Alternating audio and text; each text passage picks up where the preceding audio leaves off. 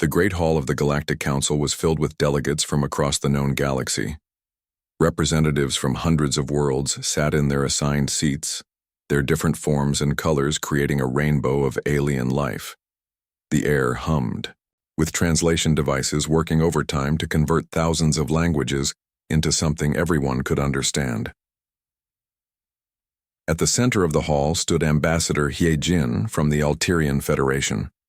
Her pale blue skin seemed to glow under the bright lights, and her large silver eyes held worry that everyone could see. She had been standing there for almost an hour, trying to make the other delegates understand something very important. "Please," Hye-jin said, her voice carrying across the silent hall. "You must listen to what I am telling you. The Sol system and all the space around it for 20 light years in every direction must not be entered. The beings who live on the third planet of that system are not what they seem to be." A few delegates shifted in their seats. Some looked bored. Others whispered to each other behind their hands or whatever they used for hands. The Alterian people had been saying the same thing for over 50 years now, and most species had stopped paying attention long ago. General Wu Sung of the Villani Empire stood up from his seat. He was tall and broad, with dark red skin that looked like polished metal. His uniform was covered in medals and honors from dozens of conquered worlds. When he spoke, his voice was loud and filled with the confidence of someone who had never lost a battle. "Alterian," he said with a laugh that echoed through the hall. "Your people hide behind rocks and run from their own shadows. The Villani Empire has conquered 12 star systems. We have faced the greatest warriors this galaxy has ever known. We have weapons that can crack planets in half and shields that can stop the light of suns. What could possibly exist in that tiny system that would threaten us?" Many delegates nodded in agreement. The Villani Empire was the strongest military force anyone had ever seen. Their red warships could be found in every corner of known space, keeping order and expanding their territory. If the Villani were not worried about this human species, then why should anyone else be? Captain Min-ho, the Villani intelligence officer, activated a holographic display in the center of the hall. The image showed a small yellow star with several planets orbiting around it. The third planet was highlighted in blue and green. "We have been watching this system for 2 years, Min-ho said, pointing at the display. "The dominant species on the third planet is called humanity. They have barely learned to leave their own world. Their fastest ships use chemical rockets that would take them hundreds of years to reach even the nearest star. They still burn fossil fuels for energy. Their most powerful weapons are primitive nuclear devices that could not even damage the hull of our smallest scout ship." The hologram changed to show images of human cities, human vehicles, and human spacecraft.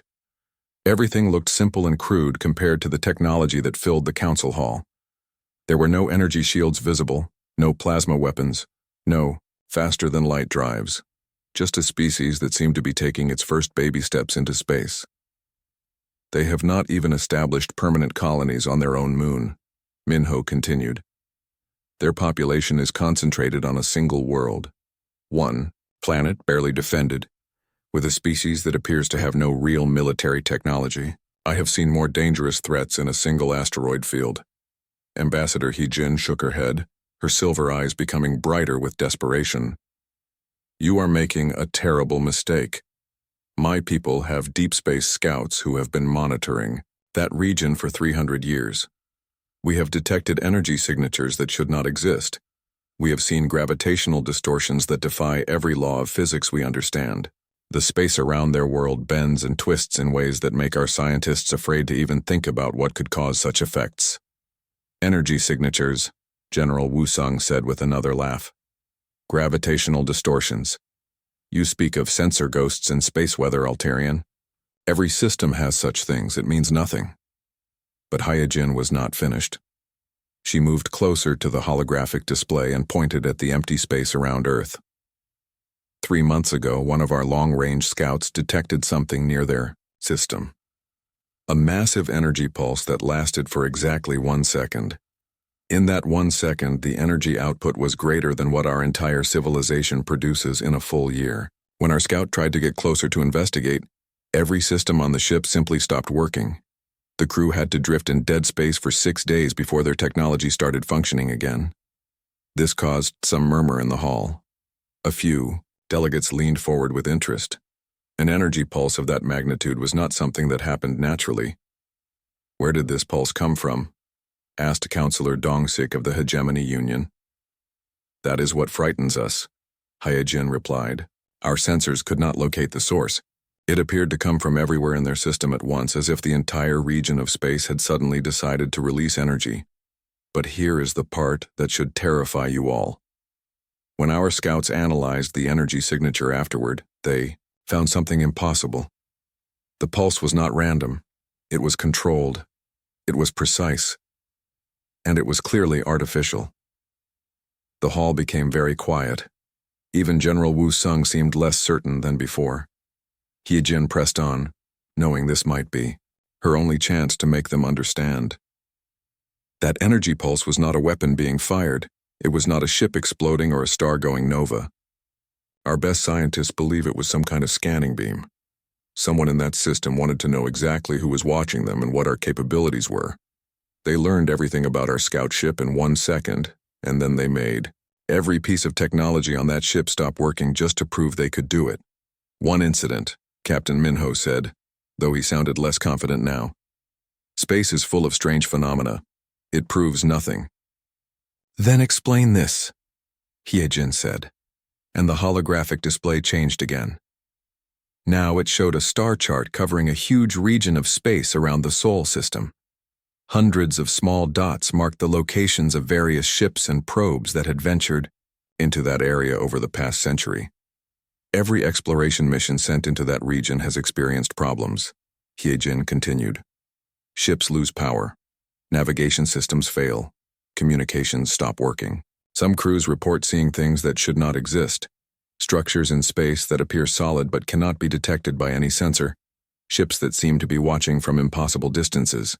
And in every case, the problems stop the moment they leave that region of space."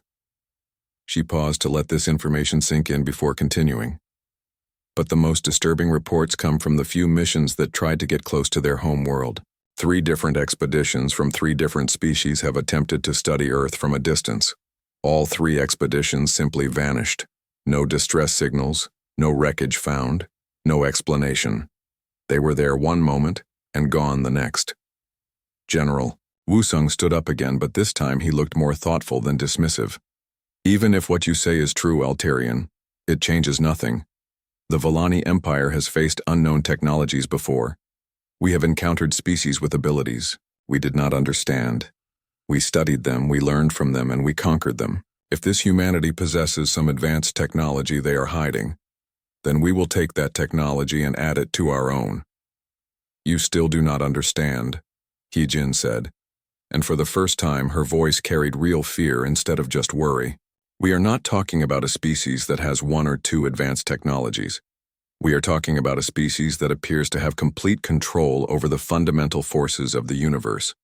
Our scouts have detected gravitational fields that start and stop like someone flipping a switch. They have seen space itself bend around objects that our sensors say are not there. And all of this happens in a system where the dominant species appears to be using chemical rockets and burning coal for energy. The implications of this hung in the air like a dark cloud. If humanity really was that advanced, then why did they appear so primitive? Why were they hiding their true capabilities? And most importantly, what would happen to anyone who tried to force them to reveal those capabilities? Admiral Taemin of the Volani First Fleet had been silent throughout the entire discussion, but now he stood up. He was older than the other Volani officers, with scars on his face and arms from dozens of battles. When he spoke, his voice was calm and measured. "Ambassador Hyejin," he said, "I have fought in more wars than most beings have seen years of life. I have conquered worlds and broken empires. I have faced every type of enemy this galaxy has produced, and in all that time I have learned one very important lesson. The most dangerous enemy is not the one with the biggest weapons or the strongest shields. The most dangerous enemy is the one who wants you to believe they are weak." The hall became completely silent. Admiral Taemin continued speaking, his eyes fixed on the holographic image of Earth. "If this humanity is as advanced as you claim, then they are hiding that advancement for a reason. Species with overwhelming technological superiority do not usually hide in corner systems and pretend to be primitive. They either rule the galaxy, or they have decided that ruling the galaxy is not worth the effort. Either possibility should concern. 6 months had passed since the meeting at the Galactic Council, and the Volani First Fleet was finally ready to begin its journey to the Sol system. Admiral Taman stood on the bridge of his flagship, the massive dreadnought called Crimson Dominion.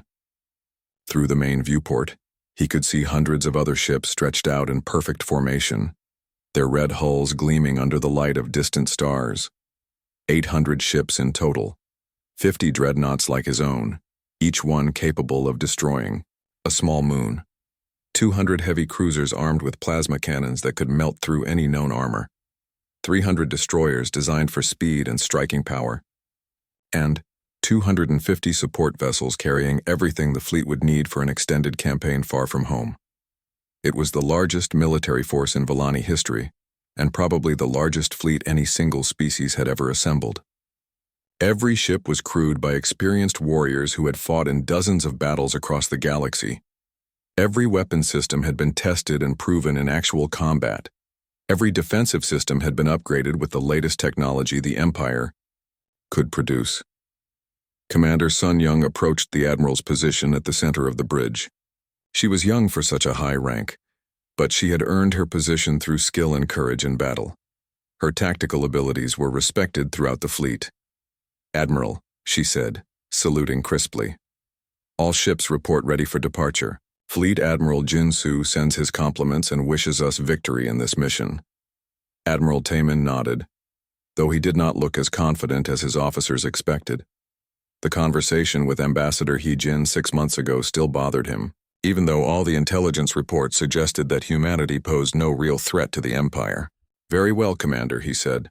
"Signal all ships. We depart for the Sol system immediately." The journey to human space would take 3 weeks at maximum warp speed. During the first week, everything proceeded exactly as planned. The fleet moved through well-mapped space lanes, passing several Volani outposts and receiving status reports from Empire ships patrolling the region. Morale was high, and the crew seemed eager to encounter this mysterious human species. But as they moved further from Empire space and closer to the Sol system, strange things began to happen. Lieutenant Boram was the first to notice something unusual. She was monitoring the sensor arrays when she detected several small objects ahead of the fleet. At first, they appeared to be asteroids or space debris, but as the ships got closer, the objects revealed themselves to be artificial constructs of some kind. "Admiral," Boram called out from her position, "we are approaching what appear to be automated beacons. They are broadcasting on multiple frequencies." "What kind of broadcasts?" Admiral Tamian asked. Boram worked at her console for several minutes, running the signals through the ship's translation systems. Her expression grew more puzzled as she analyzed the data. "Sir, the beacons are transmitting warnings in over 400 different languages. The message is the same in every language. It says, 'Turn back now. You are entering protected space. This is your only warning. Turn back now and return to your own territory. No harm will come to you if you leave immediately." Commander Sun Young laughed at this announcement. 400 languages? How did they even learn so many different ways to communicate? And what makes them think they can order the Volani fleet to do anything? "More importantly," said Chief Science Officer Kyung Ho, "how did they know we were coming? Those beacons are clearly designed to target anyone approaching their system, but they have been placed far outside the normal detection range of their primitive sensors." Admiral Tamian studied the tactical display showing the locations of the beacons. They were positioned in a perfect sphere around the outer edges of the Sol system, each one exactly the same distance from Earth. It was precise, mathematical, and clearly the work of an advanced intelligence. "Destroy the beacons," he ordered. "If humanity wants to play games with us, they can learn what happens to species who threaten the Volani Empire." The fleet's forward weapons opened fire, and the beacons exploded in brilliant flashes of light. But even as they were destroyed, more beacons appeared further ahead. broadcasting the same message in the same 400 languages. "Sir," Boram reported, "new beacons are appearing faster than we can destroy them. They seem to be materializing out of empty space." This caused some concern on the bridge, but Admiral Tamin ordered the fleet to continue forward. Technology that could create matter from nothing was impressive, but it did not necessarily indicate military capability.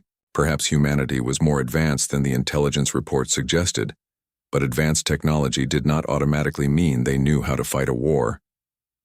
As the fleet passed the orbit of Pluto, Lieutenant Yu Jin at the navigation station began reporting problems with the ship's systems. "Admiral, our quantum drives are experiencing interference. Not enough to stop us, but enough to reduce our maximum speed. It is as if something is actively dampening our technology." "What kind of interference?" asked Chief Science Officer Kyung-ho. Yu-jin worked at her controls trying to isolate the source of the problem. "I cannot determine the exact cause, sir. The interference appears to be coming from everywhere at once. It is not focused on any particular system, and it does not match any known form of electronic warfare."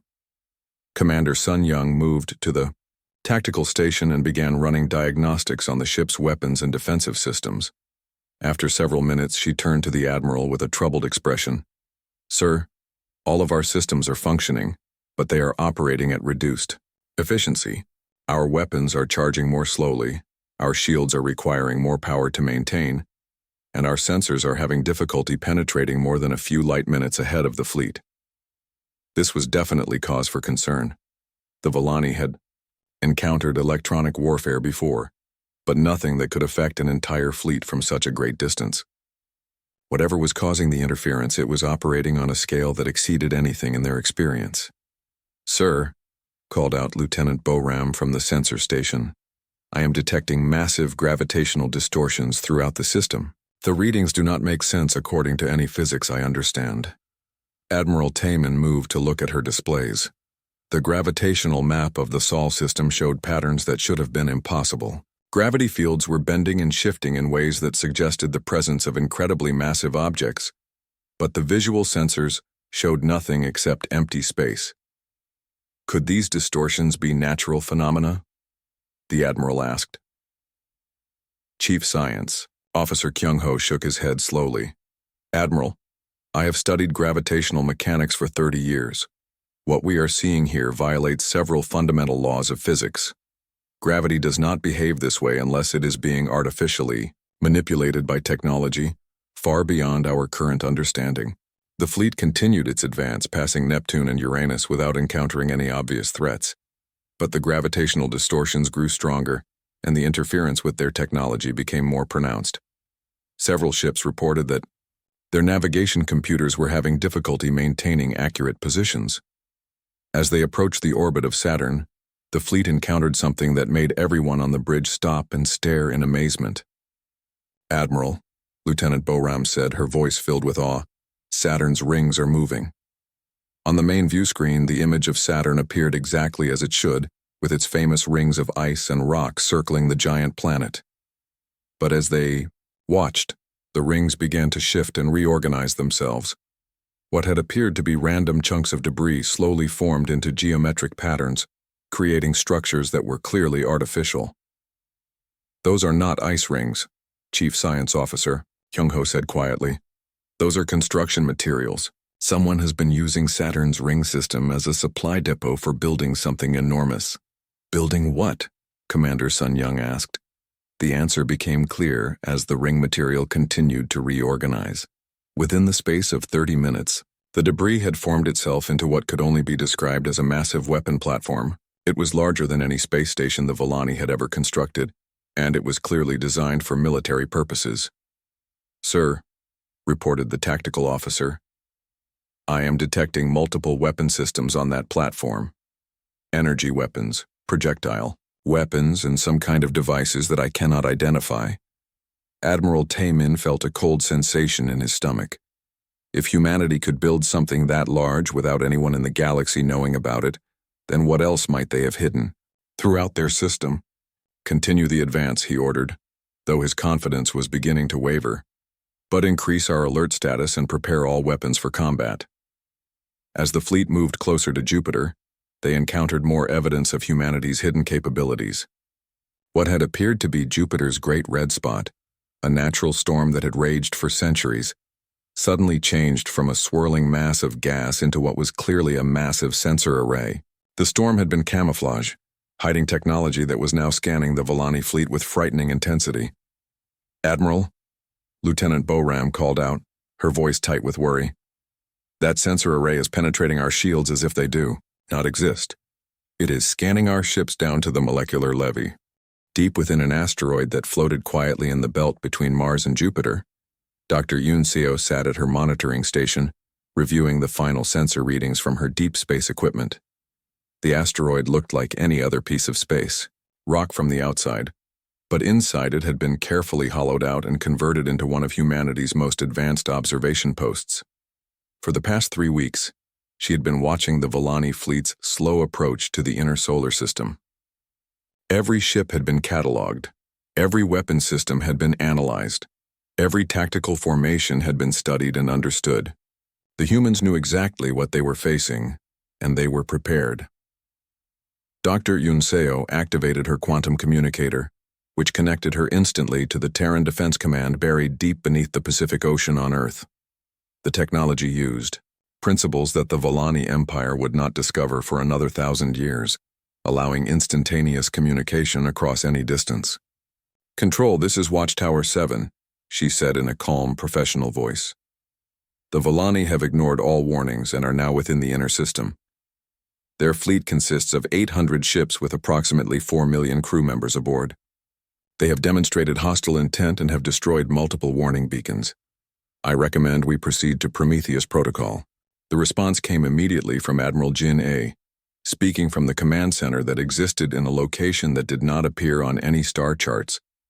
Her voice carried the authority of someone who had been preparing for this moment for decades. "Acknowledged. Watchtower 7.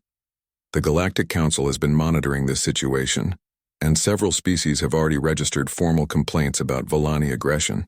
We are authorized to use whatever force is necessary to protect this system and its inhabitants. Humanity has slept for 3 centuries. Time to remind the galaxy why we chose to withdraw from galactic affairs." Dr. Yunseo smiled grimly as she began activating systems that had remained dormant since the last galactic war 300 years ago. Around her, the asteroid began to transform. Sections of rock that had seemed solid revealed themselves to be sophisticated camouflage, sliding away to expose weapon systems and sensor arrays that were beyond anything the current galactic civilization had ever imagined. Across the solar system, similar transformations were taking place. Things that had appeared to be natural phenomena for centuries were revealing their true nature. The asteroid belt reorganized itself as thousands of hidden installations came online. Each chunk of rock rotated to reveal weapon emplacements that had been waiting patiently for 300 years. Jupiter's great red spot, which the Volani had already detected as a sensor array, was actually much more than that. It was the central processing unit for a solar system-wide computer network that could coordinate defensive operations across billions of cubic kilometers of space. The storm had been processing and analyzing every piece of information about galactic civilization for the past 3 centuries. Saturn's rings, which had amazed the Volani by organizing themselves into a weapon platform, were actually doing something far more complex. The millions of pieces of ice and rock were assembling themselves into a railgun installation the size of a small continent. Each piece of debris was a precision-manufactured component that had been disguised as natural ring material. On Earth's moon, what the Volani had dismissed as a simple satellite began to shed its carefully maintained disguise. The gray, cratered surface that generations of human astronomers had studied was revealed to be an advanced composite material designed to look exactly like natural rock. Beneath this camouflage was a battle station that contained more firepower than the entire Volani fleet.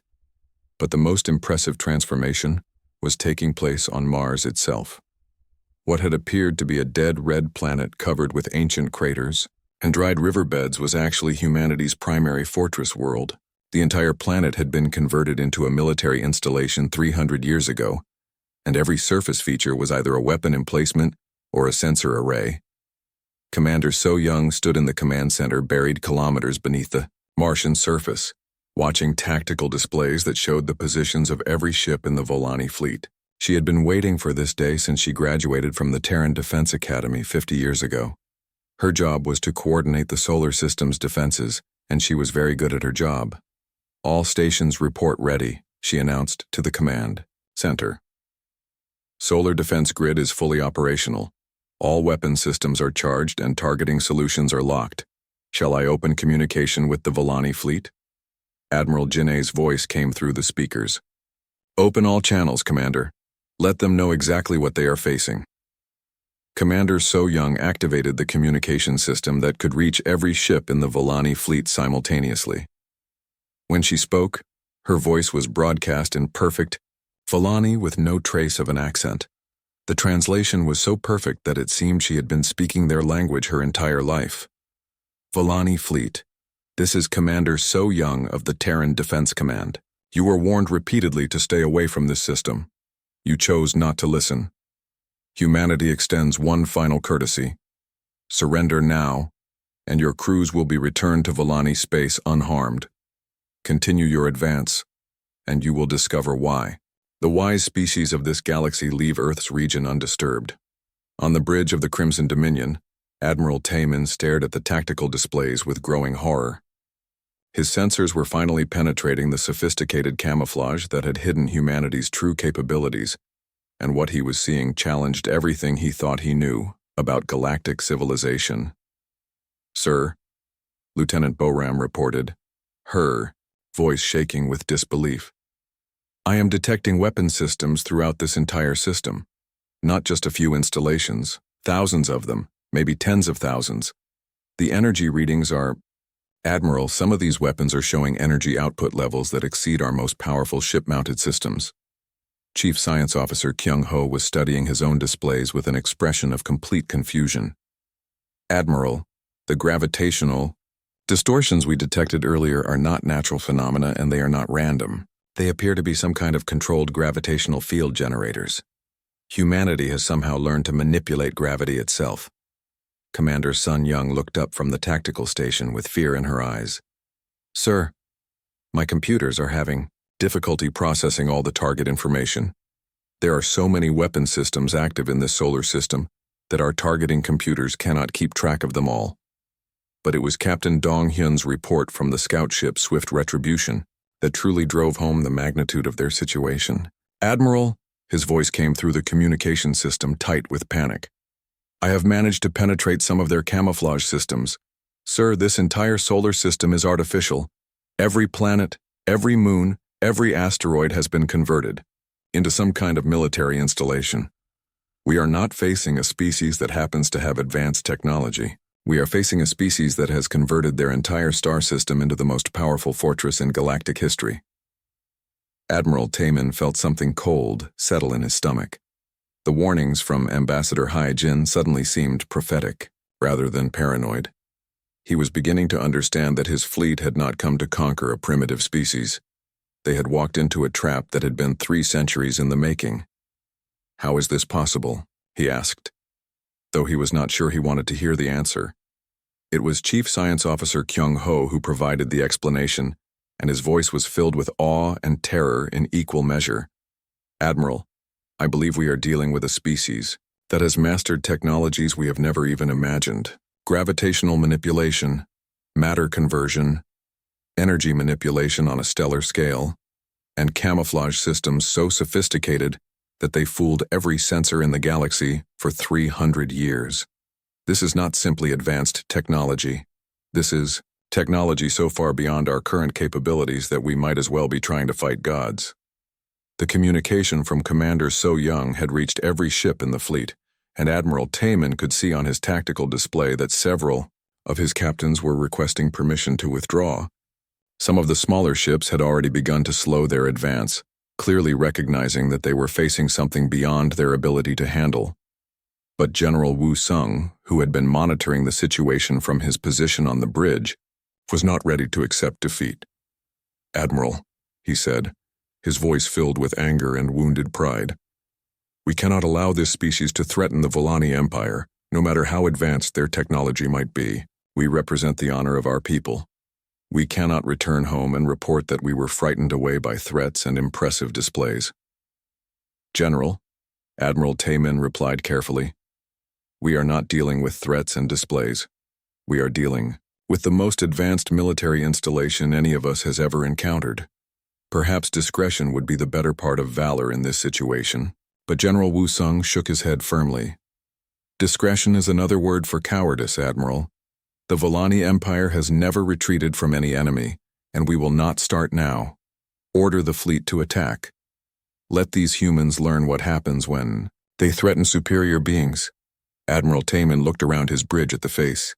The first shots fired by the Volani fleet were the most powerful weapons in their arsenal. Plasma cannons that could melt through the hull of any known ship discharged their energy toward Earth. Antimatter torpedoes that could crack small moons in half streaked through space toward the blue planet.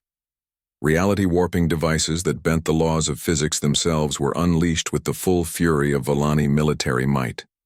800 ships fired at once, creating a wave of destruction that should have been able to eliminate any target in the galaxy. The combined firepower was enough to sterilize entire solar systems. It was the accumulated military power of an empire that had conquered 12 star systems and defeated every enemy they had ever encountered. And every single shot was absorbed harmlessly by a shimmering barrier that surrounded Earth like a soap bubble made of pure energy. On the bridge of the Crimson Dominion, Admiral Taymin watched in stunned silence as the most powerful weapons his civilization had ever created simply vanished into the Earth's defensive barrier, without causing even the slightest damage. The barrier did not even flicker. It absorbed the incoming energy as if it were designed specifically to handle that level of firepower. What just happened? General Wu Sung demanded, his voice filled with disbelief.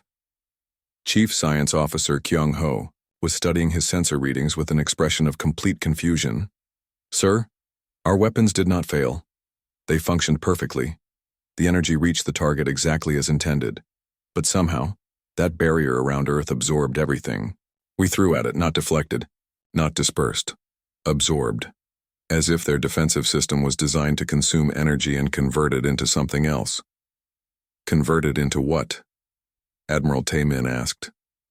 That is what frightens me, sir. I believe they are using our own weapons fire to power their defensive systems. Every shot we fire at them makes their shield stronger. Before anyone on the bridge could fully process this information, the human response began. From Mars, weapon systems that had been disguised as natural geological features came online. What the Volani had thought were canyon systems and mountain ranges revealed themselves to be particle beam arrays of incredible size and power. These weapons fired streams of coherent energy that moved at the speed of light and struck Volani ships with surgical precision. But the most disturbing thing about the human weapons was not their power. It was their restraint. Instead of destroying the Volani ships, the particle beams targeted specific systems with impossible accuracy. Engine compartments were disabled. Weapon systems were neutralized.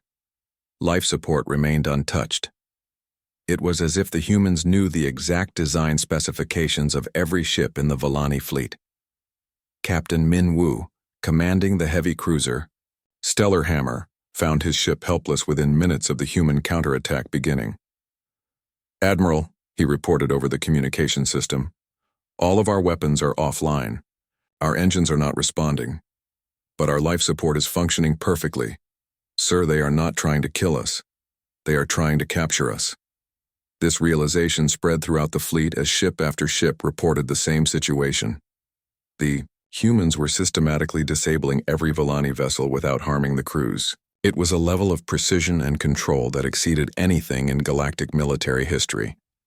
From the asteroid belt, Dr. Yoon Seo coordinated the defensive response from her hidden command center. The asteroids that had seemed like random chunks of space rock were revealed to be individual weapon platforms, each one equipped with systems that could target multiple ships simultaneously. Target Package 7 through 43, she reported to the other command centers. Volani Heavy. Cruisers advancing in formation Delta 7. Disable propulsion and weapons. Maintain life support at full capacity. We want these crews alive and unharmed. The response was immediate and devastating. Beams of energy that operated on principles unknown to galactic science reached out from the asteroid belt and touched each targeted ship. Within seconds, 43 heavy cruisers went from being formidable weapons of war to helpless metal containers floating in space. On Earth, Colonel Chang-wook monitored the battle from the Terran Defense Command Center. His responsibility was to coordinate communications with the Volani fleet and attempt to minimize casualties on both sides. He opened a communication channel to Admiral Taemin's flagship. "Admiral," he said, his voice calm and professional, "your fleet is being systematically disabled. Your weapons cannot penetrate our defenses. Your ships cannot escape our targeting systems. You have demonstrated courage in coming this far, but continuing this battle will only result in the complete capture of your entire fleet. I urge you to order your ships to surrender." Admiral Taemin stared at the tactical displays that showed his mighty fleet being reduced to helplessness with frightening efficiency. Ships that had conquered star systems were being disabled as easily as a child might break toys. The pride of the Volani Empire was being humiliated in a way that would be remembered for generations. "How are you doing this?" he asked, though he was not sure he wanted to hear the answer. "Admiral," Colonel Chang-wook replied, "your people use quantum mechanics like children playing with fire. You manipulate matter and energy through brute force and crude techniques. We have been studying the deeper laws of the universe for millennia. We understand the fundamental forces that bind reality together. Your weapons operate on principles we mastered before your species achieved spaceflight. To demonstrate this point, the human response escalated to a level that challenged the Volani understanding of what was possible. Ships that tried to retreat found their escape routes blocked by gravitational fields that appeared from empty space. Vessels that attempted to fire their weapons discovered that their own torpedo and plasma blasts were being redirected back at other Volani ships. Commander Hyo Jin aboard the destroyer Cosmic Fury reported something that should have been impossible. According to every law of physics the Volani understood. "Admiral, our quantum torpedoes are being turned around and fired back at us, not intercepted, not destroyed, turned around. As if space itself was grabbing our weapons and throwing them back in our faces." The explanation came from Dr. Jae Hyun, humanity's chief physicist, broadcasting on open communication channels so that every ship in the Volani fleet could hear. "Gravity manipulation, localized time dilation, quantum field generation," he said, as if he were teaching a classroom of students. "Your empire conquers through brute force and overwhelming firepower. Humanity transcended such crude methods centuries ago. We learned to work with the universe instead of fighting against it." As the battle continued, it became clear that the humans were demonstrating capabilities that went far beyond anything the galaxy had ever imagined. Ships found themselves held in place by gravitational fields that could be turned on and off like light switches. Weapons that fired found their energy redirected through dimensional rifts that should not have been possible to create. Some Volani vessels reported that time itself seemed to be moving differently around them, making their reactions slow and clumsy compared to the lightning-fast responses of the human defense systems. From Jupiter's orbit, Admiral Lee Jun-ho of the Terra Defense Force provided a running commentary that was being broadcast to observers throughout the galaxy. Species that had been monitoring the battle from safe distances were learning exactly what humanity was capable of when forced to defend themselves. "The Volani Empire represents the old way of thinking about warfare," Admiral Lee Jun-ho explained. "Bigger weapons, stronger shields, more ships. But true military superiority comes from understanding the nature of reality itself. When you can manipulate gravity, control time, and redirect energy at will, conventional weapons become as obsolete as rocks and sticks." Throughout the fleet, Volani captains were reporting situations that their training had never prepared them for. The cruiser Infinite Glory found itself trapped in a bubble of space where time moved so slowly that their crew seemed to be frozen. The destroyer Righteous Fury discovered that their ship was somehow existing in multiple dimensions simultaneously, making it impossible to fire weapons or navigate properly. Most disturbing of all was the realization that the humans were holding back. Every demonstration of power was carefully controlled to disable rather than destroy. Every weapon strike was precisely targeted to minimize casualties. It was as if humanity was conducting a training exercise rather than fighting for their survival. Lieutenant Commander Yerin, monitoring communications from the bridge of the Crimson Dominion, picked up transmissions from across the galaxy. Other species were watching the battle through long-range sensors, and their reactions were being broadcast on open channels. The Alterian Federation sends a message, she reported to Admiral Taemin. They say, "Thus falls the pride of empire. Humanity does not conquer because they do not need to conquer. They do not expand because they have no need to expand. And when roused to action, they demonstrate why the wise leave their corner of the galaxy undisturbed." Similar messages were coming from dozens of other species. The Hegemony Union, the Crystal Collective, the Machine Intelligence, and even some of the more aggressive civilizations were expressing amazement at what they were witnessing. The battle was being recorded and transmitted. 3 days after the battle ended, Admiral Taemin found himself standing in the observation deck of a medical station that had appeared around his disabled flagship as if by magic. The station was larger and more advanced than anything the Volani Empire had ever constructed, and it had materialized in space without any visible construction process. Through the transparent walls of the observation deck, he could see Earth in the distance.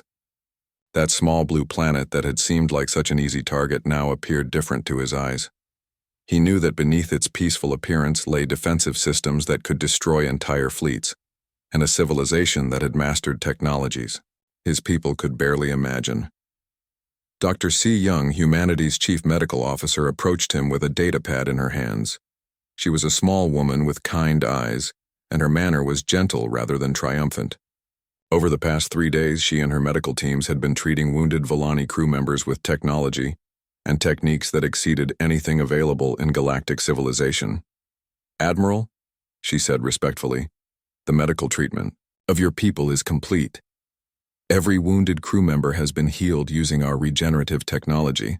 Several of your officers who suffered injuries in previous battles have also been treated, as we detected old damage that was causing them pain." Admiral Taemin nodded gratefully. The humans had not only refrained from killing his people during the battle, but they had actually improved the health and well-being of every Volani crew member. Soldiers who had suffered permanent disabilities from earlier wars had been completely healed. Medical conditions that Volani doctors considered incurable had been eliminated entirely. "Your people fought bravely," Dr. C. Young continued quietly, "but you fought the wrong war, for the wrong reasons, against the wrong enemy." "What are you?" Admiral Taemin asked, echoing the question that had been haunting him since the battle began. "What is humanity, really?" Before Dr. C. Young could answer, Ambassador Daun of Earth's diplomatic corps entered the observation deck. She was an older woman with silver hair and the bearing of someone who had spent decades dealing with complex political situations.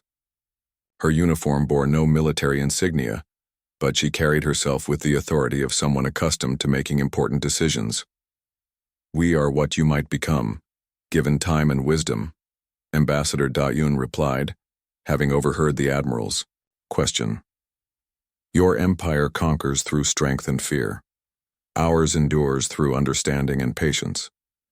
You seek to dominate the universe and bend it to your will. We seek to protect those within it who cannot protect themselves." Admiral Taemin studied the ambassador's face, looking for signs of deception or hidden motives. But her expression was open and honest, without the arrogance he would have expected from the representatives of a civilization that had just defeated the greatest military force in galactic history. "You could have destroyed our entire fleet," he said. "You could have killed 4 million Volani warriors and sent a message to the galaxy that would have prevented any other species from ever challenging you. Why did you choose mercy instead?" Ambassador Daun moved to stand beside him at the observation window, looking out at the Earth that hung peacefully in space. "Because, Admiral, true strength is not measured by your ability to destroy your enemies. True strength is measured by your ability to protect your friends and show mercy to those who have made mistakes." Captain Seok Jin, who had been observing the conversation from across the room, realized something that changed his entire understanding of the situation. The warnings, he said suddenly. The beacons that told us to turn back. They were not threats, were they? They were protection. Ambassador Da-Yun turned to look at him with approval. Very good, Captain. You are beginning to understand. We were not trying to protect ourselves from your fleet. We were trying to protect your fleet from what would happen if you forced us to defend ourselves. This revelation struck Admiral Tae-min like a physical blow. The humans had not been afraid of the Volani Empire. They had been trying to prevent the exact situation that had just occurred. Every warning, every attempt at communication, every beacon that had told them to turn back had been an effort to avoid the humiliation and defeat that the Volani had just suffered. You were protecting us, he said slowly, understanding beginning to dawn. From the very beginning, you were trying to save us from ourselves. Every species that encounters us faces the same choice, Ambassador Da-Un explained. Some, like the Alterian Federation, choose peaceful coexistence and mutual respect. Others, like your empire, choose expansion and dominance. We accommodate both approaches, but we protect the innocent from the consequences of either choice. Dr. Si Young activated a holographic display that showed a map of the known galaxy. Hundreds of star systems were marked in different colors, representing the various species and civilizations that had encountered humanity over the past 3 centuries. The green systems represent species that chose cooperation, she explained. We share technology with them, provide medical assistance when needed, and help them solve problems that threaten their civilizations. The red systems represent species that chose aggression. We defend ourselves when attacked, but we also ensure that their aggressive tendencies do not threaten the peaceful species. Admiral Tae-min studied the map with growing amazement. There were dozens of green systems representing civilizations that had formed peaceful relationships with humanity. But there were also several red systems, indicating that the Volani Empire was not the first aggressive species that humanity had encountered. What happened to the other aggressive species, he asked. They learned the same lesson you are learning now, Ambassador Da-Yun replied. Some learned quickly and changed their ways. Others required more time and multiple encounters before they understood. A few never learned at all, and chose to isolate themselves from the rest of galactic civilization rather than change their approach to interspecies relations. Captain Seok-jin was studying the display with the eye of a military strategist. How long have you been doing this? How long have you been secretly managing galactic civilization? We do not manage galactic civilization, Dr. Si Young corrected gently. We simply ensure that no single species becomes powerful enough to threaten all the others. When a civilization develops the technology and military power to conquer other species, we make contact and offer them a choice.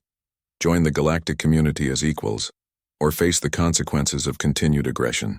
Engineer Myung-hee, who had been granted permission to examine some of the human technology used in the medical station, entered the observation deck with an expression of awe and confusion. Admiral, she said, I have been studying their medical equipment, and what I have learned challenges everything we thought we knew about science and technology. Their devices do not just treat illness and injury. They manipulate matter at the molecular level, restructure damaged tissue, and even seem to reverse the aging process. This is not simply advanced medicine. This is technology that borders on what we would call magic. Ambassador Da-Yun smiled at the engineer's assessment. What seems like magic is simply science that operates on principles you have not yet discovered. 300 years ago, humanity was not much more advanced than your current civilization, but we made a choice to focus our development on understanding rather than conquest, on cooperation rather than domination. Admiral Tae-min felt a deep sense of shame as he began to understand the full scope of what had happened. His empire had spent centuries developing more powerful weapons and more effective military tactics. They had focused all their energy on becoming better at conquest and domination. Meanwhile, humanity had spent the same centuries learning to heal, to protect and to build rather than destroy. We have wasted 300 years, he said quietly. While you were becoming gods, we were becoming better barbarians. You are not barbarians, Dr. Si Young said firmly. You are a young civilization that chose a different path of development. The choice you made is not unusual. Many species go through a phase of expansion and conquest before they learn that true success comes from cooperation and mutual benefit. But we conquered 12 star systems. Admiral Taemin protested. We enslaved billions of beings. We destroyed civilizations that refused to submit to our authority. How can you call that anything other than barbarism? Ambassador Da-un's expression became more serious. Because, Admiral, every choice creates consequences, and every consequence creates opportunities for learning and growth. Your empire's actions have caused great suffering, but they have also created opportunities for redemption and change. She activated another section of the holographic display, showing detailed information about the worlds that the Volani Empire had conquered. We have been monitoring the treatment of the species under Volani rule. Some have been oppressed, but others have benefited from the technology and infrastructure your empire provided. The situation is complex, and there are opportunities to transform conquest into cooperation. Captain Seokjin realized what the ambassador was suggesting. You are offering us a chance to change, to transform our empire from a conquering force into something better. We are offering you the same choice we offer every species, Ambassador Da-un.